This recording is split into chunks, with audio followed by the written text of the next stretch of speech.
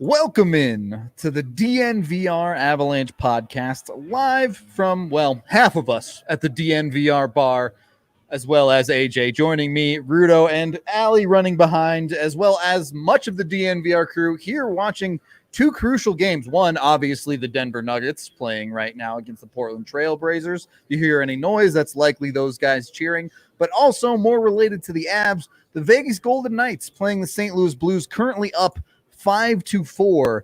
Go team, not overtime in that one. As long as Vegas does not lose in overtime, the Avs are guaranteed a top 2 seed in that game. But we figured in this little lull in the Avs schedule a little bit before the playoffs start in proper, we would get to your playoff questions. This episode is presented by DraftKings Sportsbook, the #1 rated sportsbook app out there. And AJ, I have a question of my own first. Are the Avs the favorite in the NHL to win the Stanley Cup right now? I don't know about in the NHL. Certainly out of the West, yes. Honestly, I don't even think it's that close in the West. I think the Avs are pretty clear-cut. Let's be real. Vegas had a handful with Dallas. That required a lot in that game. The Avs played their A game against Dallas, and it wasn't even close. Yeah, blew them out, basically. Yeah, and they played a B game against the Blues. And they won. And it was like, that's a tight game, but 6-4. Boom! Vegas doing it for it. Yeah. So I think the Avs are certainly the favorite out west. With the way Tampa Bay looks, I don't want to say that they're the favorite in the NHL. Tampa, but it certainly looks like what we thought was gonna be true, was that the really skilled teams that like to get out and play fast and really do play high skill games were gonna be the ones who came out of the gate the quickest. The two highest skilled teams in the league are arguably Tampa Bay and Colorado, and they look the best. They look head and shoulders above everybody else right now. The only other team you really had in that mix was Boston, and they've looked terrible. Well, and the reason I picked Philly to come out second in the Eastern round robin was because they're that kind of club. They're that kind of high skill club that wants to play a certain way, and they have the talent to do it, and we're seeing that. So, I'm pre-quarantine now. I'm of the opinion that those are the three best teams in the NHL right now: Tampa Bay, Philadelphia, and Colorado. I would find it hard to argue with you. I think you could probably make a conversation for Vegas in fourth even. But yeah, because both Boston and Washington don't look very good at all, and then nobody out west looks good. Yeah, beyond those teams. The Western teams that aren't in the round robin have been brutal, man. It has not been pretty hockey. Like Chicago, Edmonton has been entertaining because it's the Wild West. Yep. There's no semblance of structure, goals galore. Anything could happen on any given shift, but otherwise the West kind of sucks. Yeah. And that's not to say that doesn't have its own entertainment value, but if you're looking strictly from quality hockey, not so much. Right. Good hockey and entertaining hockey are not necessarily the same thing. Exactly. All right. So we took a bunch of Twitter questions as well. Feel free to throw up your questions in the live chat if you have any. Hopefully we see them. Please don't throw up. I mean, I would agree. You can send us your questions. Just do it without the vomiting aspect of it. I'm not sure if the live comments are working exactly, but if I do see them, I will shout them out and we'll get them asked. But AJ, I believe you have the Twitter questions here. We can start there. Yeah, first question that we have for today is from Joey B. He says, what stat do you guys think is more important, total goals or game-winning goals?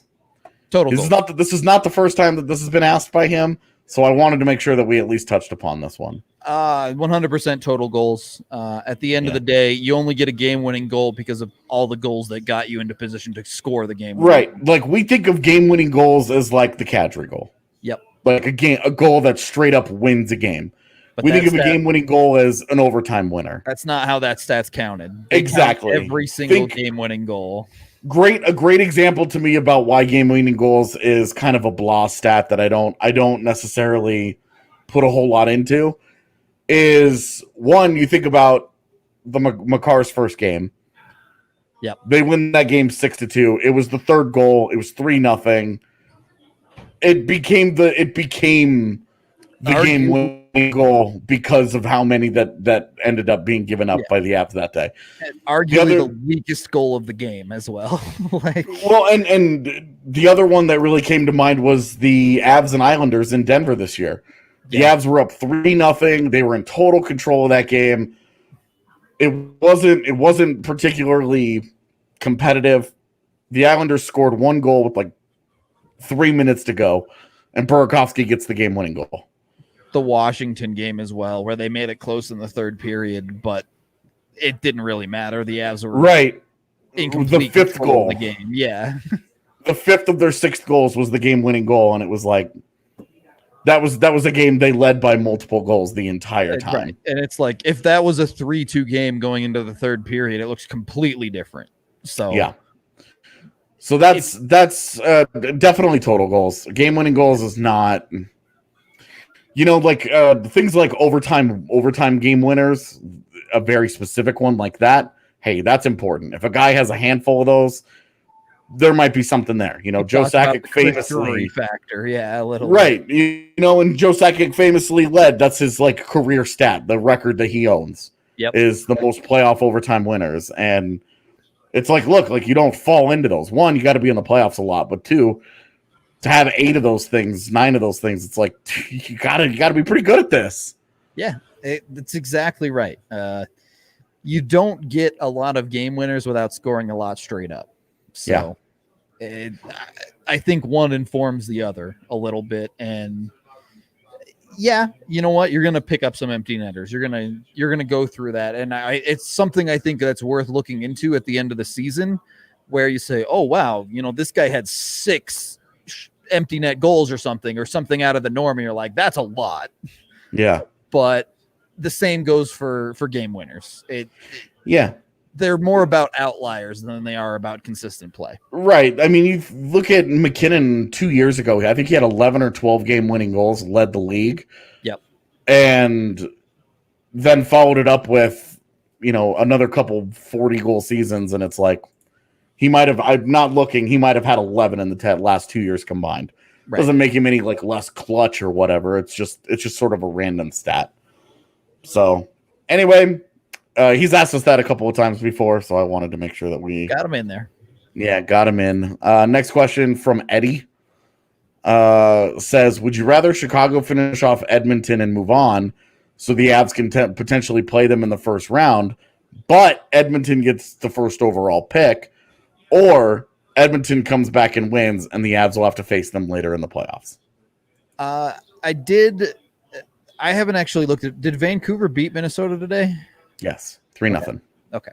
So if all of the series leaders in the West finish off their series, there's a 37.5% chance that Lafreniere finishes in the Central. So Edmonton finishing off Chicago and getting Lafreniere means Laffy doesn't go to the Central. I will take that 100% of the time. But he still stays out West, and he goes to a place where there are already insane forwards for him to join. I don't care. I do not. Don't care? They can have Laffy for 3 years and then not be able to afford him alongside McDavid. That's fine. I mean, the real question is will McDavid stay? That right. I don't think they're having both. I'll put it that way.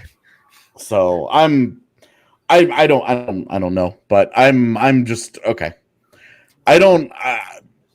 I would rather just have him not out West. And to be honest with you, I have no issues with the Avs. After having watched this series, I have no issues with Colorado playing Edmonton.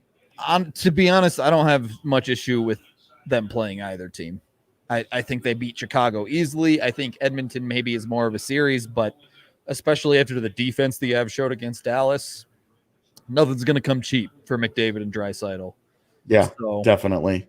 Yeah, if Gerard and EJ are going to play the way that they did. Yeah, absolutely. That team, Edmonton, has one line, maybe 2 lines when they split up Draisaitl and McDavid. Yeah. But I mean, there are some they're like Yamamoto, RNH. Like there are some nice players still they in have that other forward core, pieces but built it around gets top 6-ish. Yeah. it gets real shallow in a really big hurry, especially now that Ennis appears to have a serious leg injury and is done. Yeah. That was the guy that was important to them. So it's 6-4 final, by the way. They've made it to the final. All right. So officially, Avs guaranteed a top 2 seed. That limits them to playing either Chicago, Arizona, Calgary, Winnipeg, Vancouver, or Minnesota.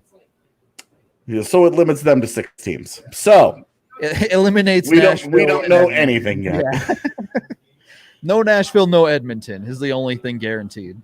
Yeah. So we'll see. But it's funny, no Nashville, no Edmonton. Both of those teams are facing elimination tomorrow. Have not been playing very well. Yeah. Okay. Let's this is a really interesting question that I actually spent some time digging into today. From DNFTO, more valuable, Nemesnikov or Nichushkin? Man, that is a hard question to answer. It's kind of a brutal question. So, all right. First of all, we need to establish value because Nichushkin is significantly cheaper and he's an RFA.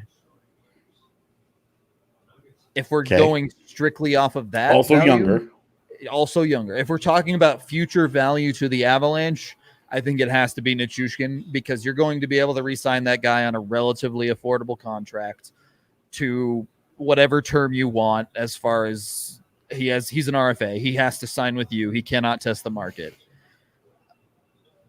I know his defense is great. I know you could honestly make an argument for the Selke, at least on the defensive part of his game. Mm-hmm. But Vlad Nemesnikov has been a revelation to this team. He can play anywhere in this lineup and has produced consistently. Yes, it's a small sample size, but you guys saw him against Dallas the other day. That dude is a machine that just fits like a cog into the Avs perfectly. This will not be the last time we talk about Nemesnikov on the show, so I don't want to spend a whole lot of time on this question, but I do. It is a fascinating question because with Nichushkin, the defense is elite. Yep. The question is if that defense goes from being elite to just above average, which is where Nemesnikov's defense has been for his career. It was not there this year, but I also would say him playing top 6 minutes on a super overmatched Ottawa team all season might have had something to do with that. And Nemesnikov's offense is more consistent. It just is. Right. He's over his career, he's been a much more productive offensive player than Nichushkin ever has been. And we've seen they both are in top 6 roles in the game against Dallas, and which one produced? Nemesnikov, baby. And the thing is that we've seen him in Colorado, in his time in Colorado. He spent most of his time in the top 6, and he's produced. Yep. And with Nichushkin, you also, look, the defense has been great, and you're fine. You're totally fine. If that guy produces one every 3 or 4 games and continues to play insane defense for you as the 6th forward in your top 6, you will take that, okay? Let me just say that right now. That is okay. But at the same time, he also looks like the big misfit in terms of skill because he doesn't finish much of anything, and he's really not much in the way of a playmaker. His offense was extremely streaky during the season as well.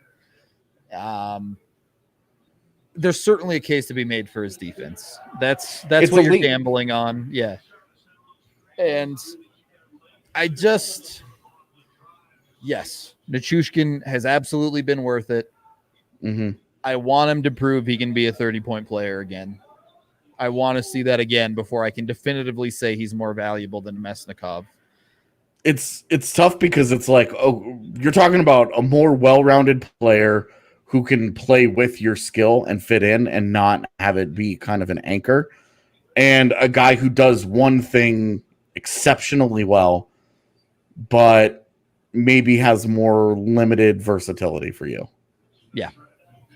Which one's more valuable? For the Avs, specifically for the Avalanche, I would say probably Nichushkin.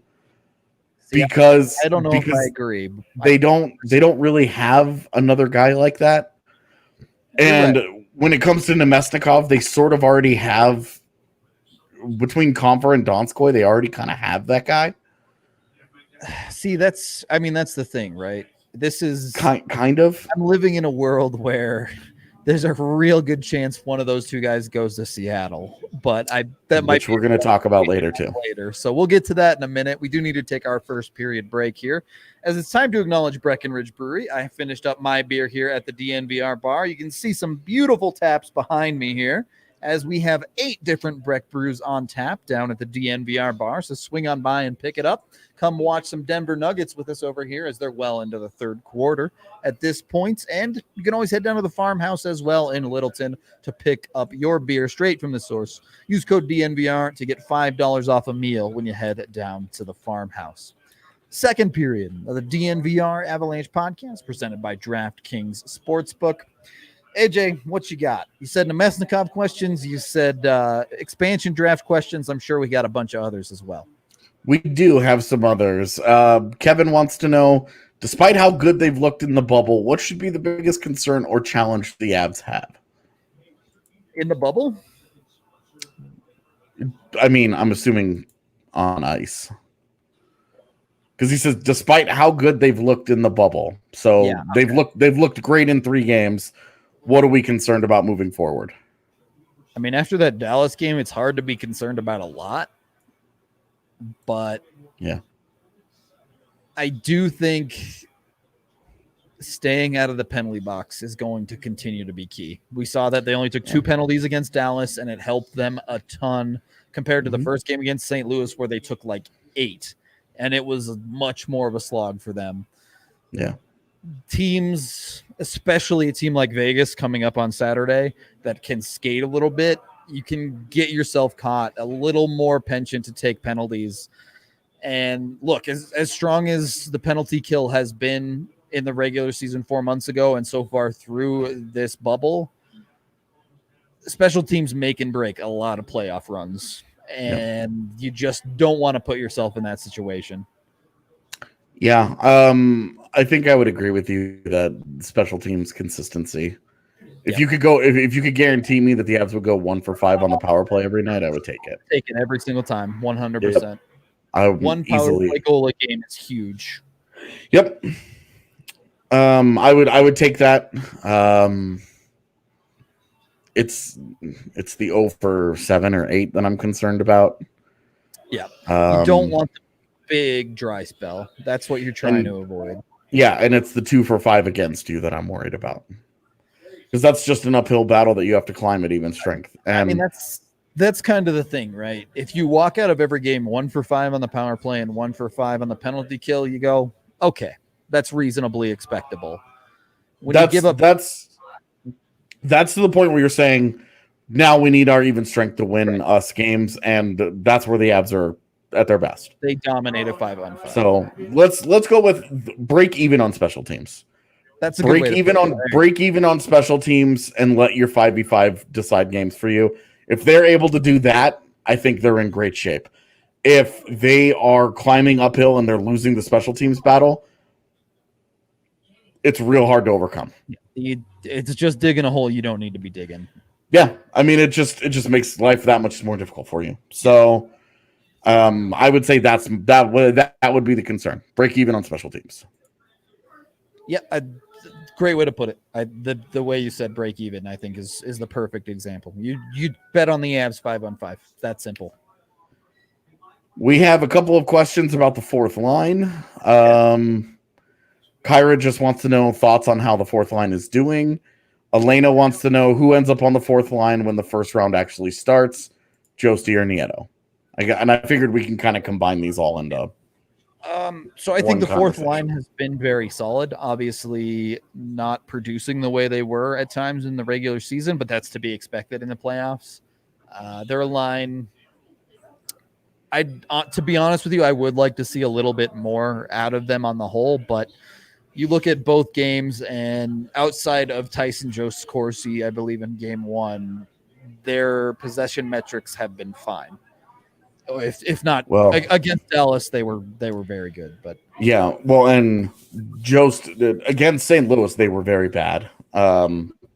They weren't good, but they weren't like decimated bad. Like Jost was worst on the team at 40%. Like they were, and I guess exhibitions. So if you want to, you could write that off. They were atrocious against Minnesota. I did not count that game at all, to be honest with you. Which was whatever. Like however important you want to measure that in the evaluation of this is up to you.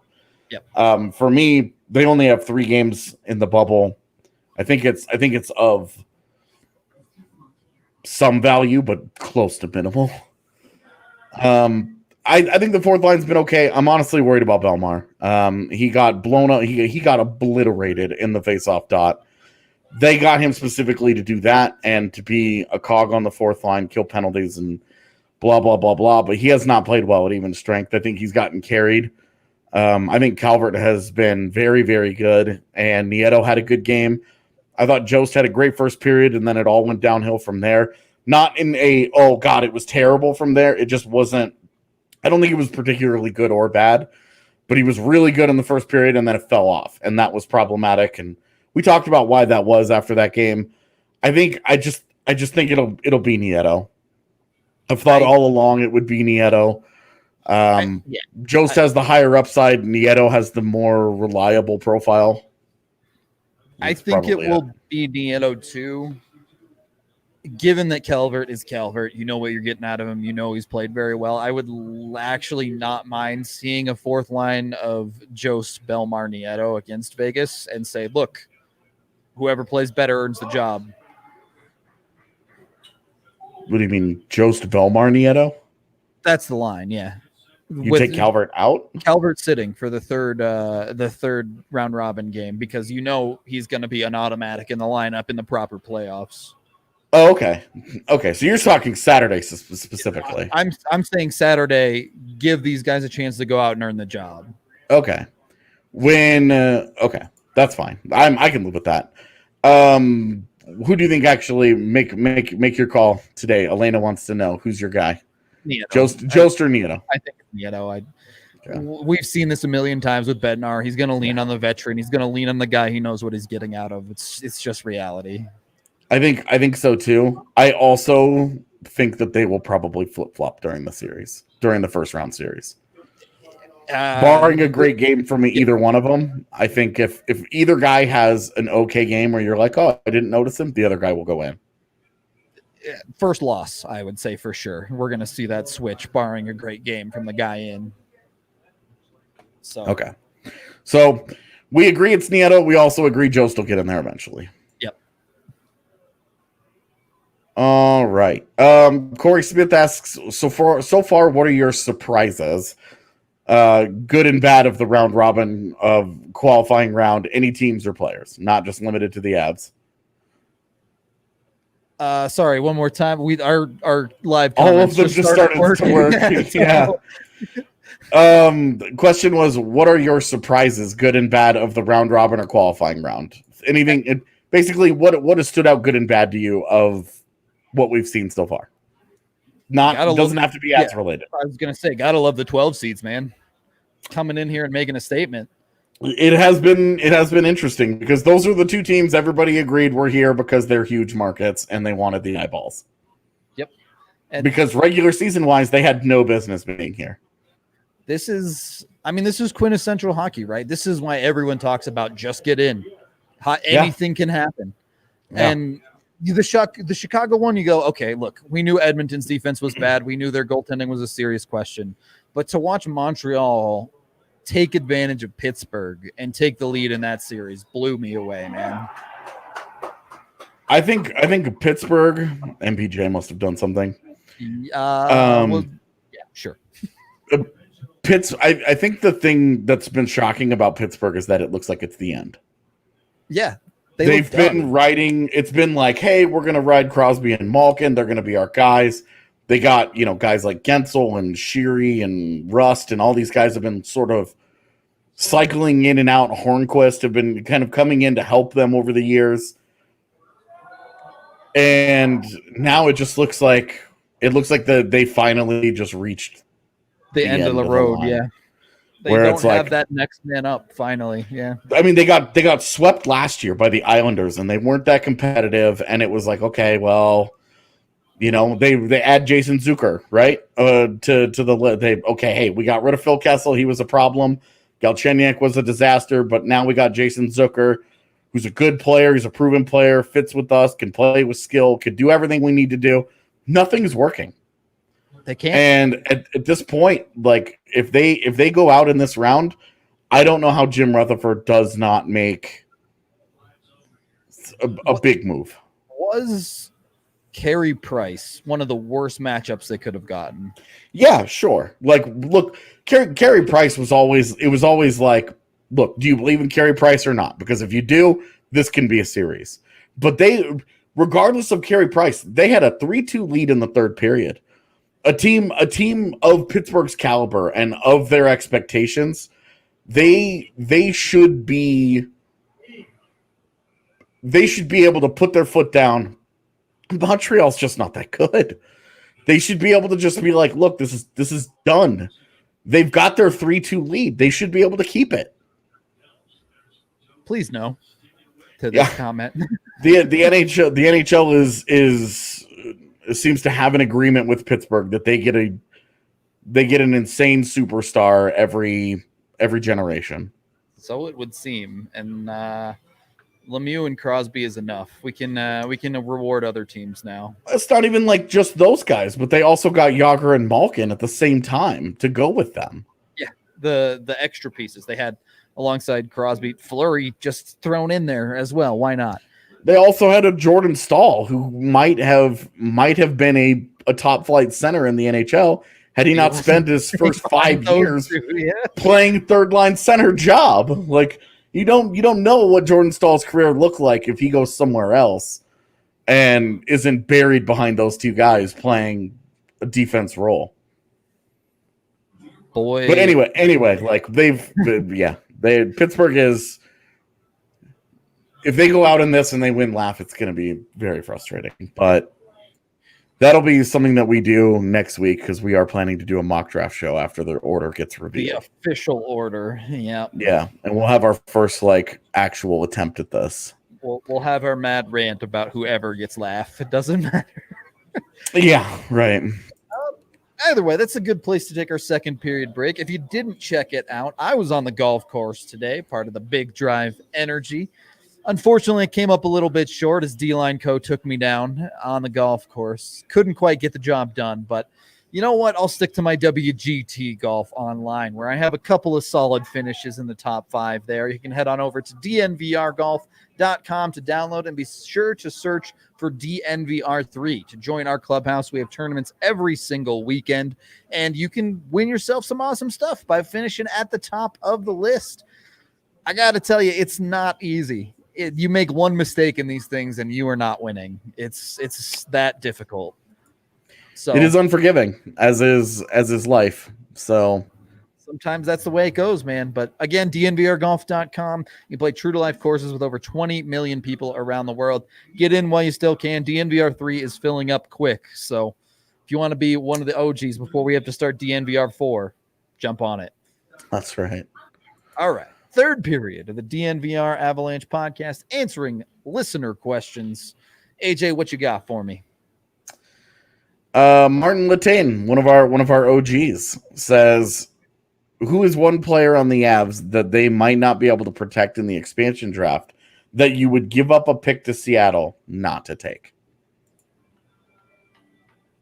That is a good question. What is the pick? I mean, my answer is nobody. I think I'm with you. Okay.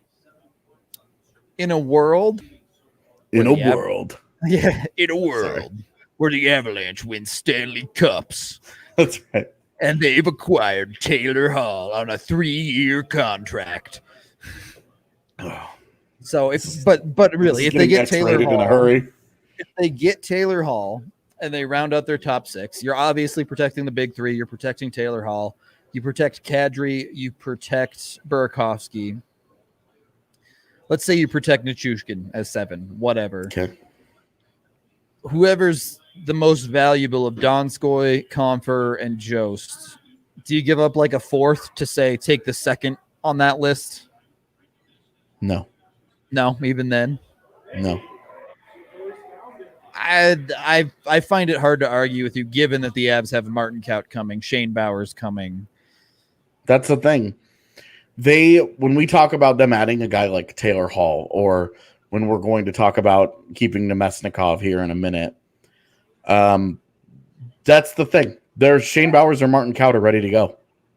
Yep. Those are NHL players that, like we've talked about with Timmins, they're not in the NHL not because they're not NHL caliber players, but because they're on a Stanley Cup. They're in a Stanley Cup contending team that just has very, very few weaknesses right now. No obvious holes.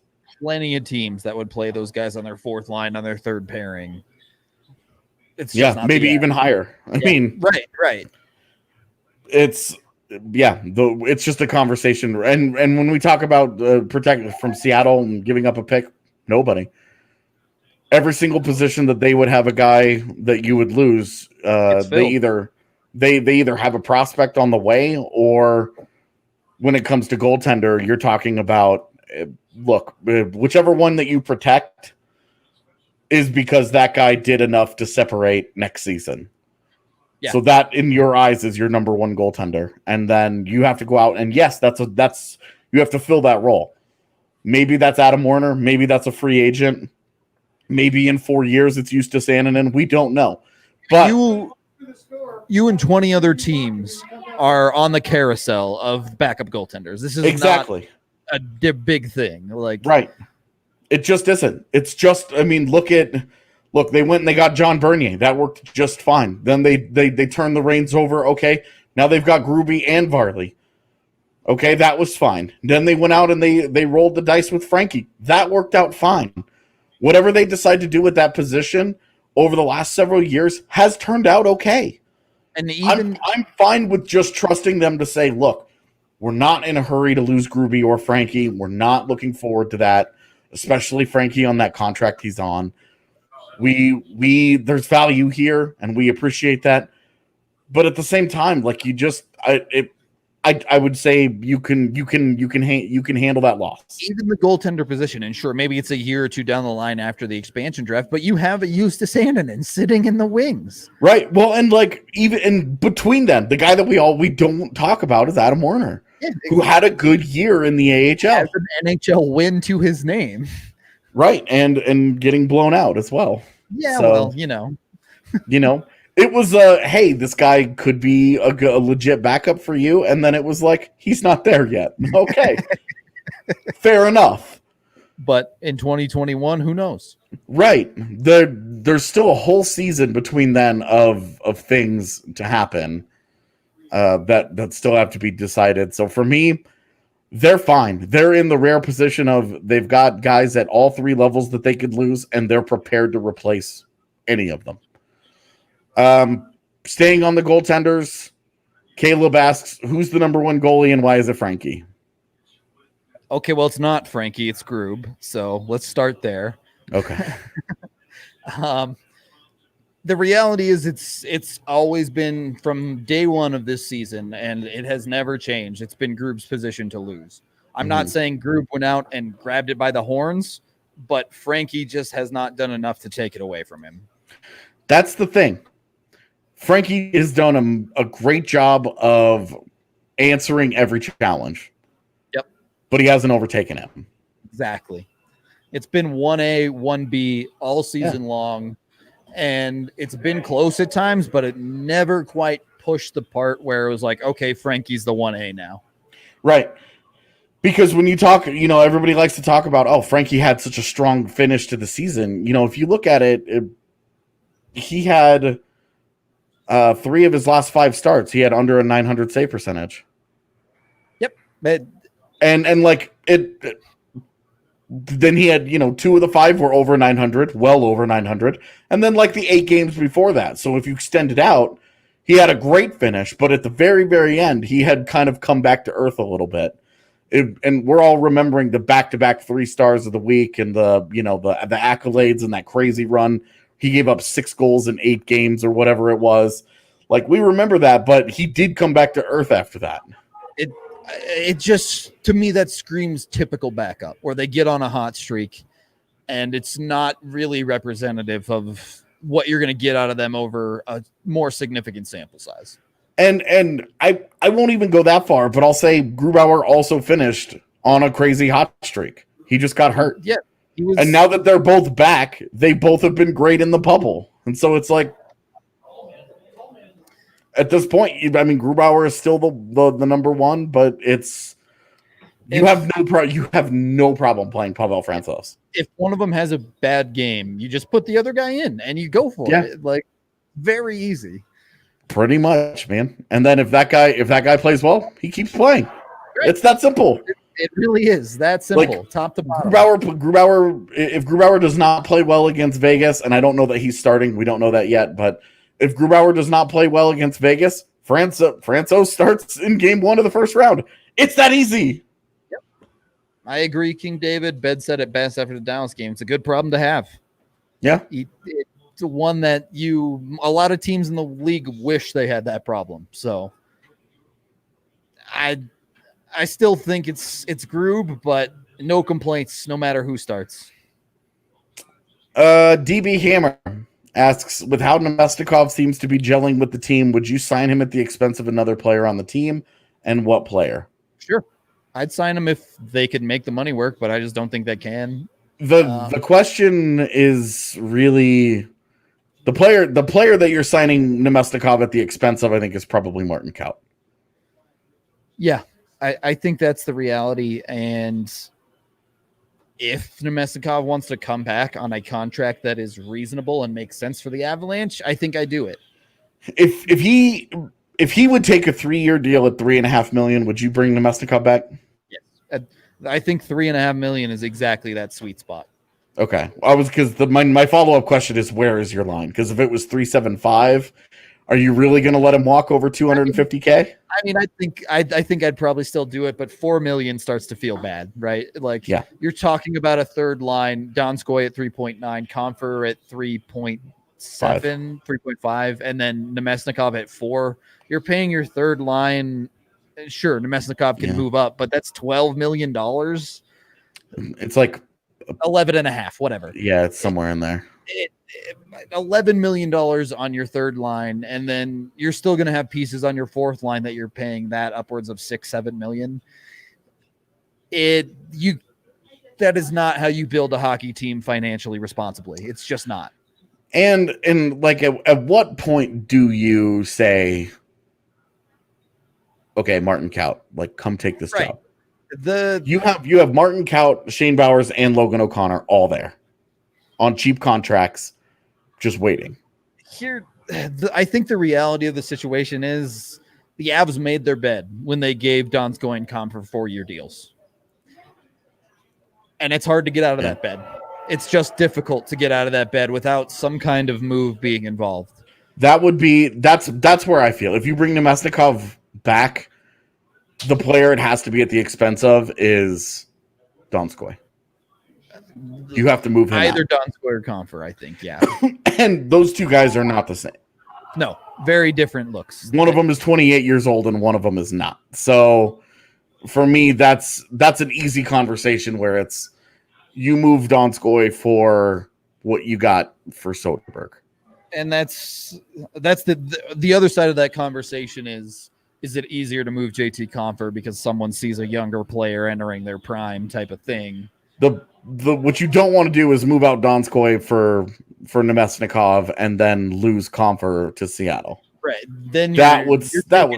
Left and right on that one. Like, because then you've replaced one with Nemesnikov, and that's great, and then you protect him, but then you lose Confer, and it's just like, I guess then your third line could be Nemesnikov, Bowers, and Kaut. It's taken 2 steps backward to take a step forward at that. Yeah, but that's 2 different off seasons also, so could be different things. Anyway, on I'll move on to the next question just because that's we could do. I think we're headed for an off-season show where all we do is talk about Nemestikov. Every little bit of him down, yeah, for sure. Yeah, because that's gonna be a conversation that we end up sad at the end of, I predict. Yeah, I've got 2 questions left. There are more questions that I would have liked to ask. You guys really brought a lot of interesting ones. We'll log them. We'll log them for next time. Yeah, but we're at 40 minutes already, so second to last question from Dan. He says, do the Avs replace an assistant coach next season? I guess you could maybe say it depends on how these playoffs go, but I would say no. I would say, given the pandemic, I would say given the pandemic that they don't the coach carousel will be very, very limited this year. Yeah. The offseason is like a month. Especially in smaller roles like that, where you're not talking about enticing someone with a head coach job or anything like that. Yeah. You're shifting assistant coaches around. Those guys need to get in. They need to come in. They need to get with the front office. They need to learn how things work here. They need to bring their ideas. They need to gel. They need to talk with players. They need to have all these conversations. These things take time. I don't think that after this offseason, there's going to be enough time to really make that happen.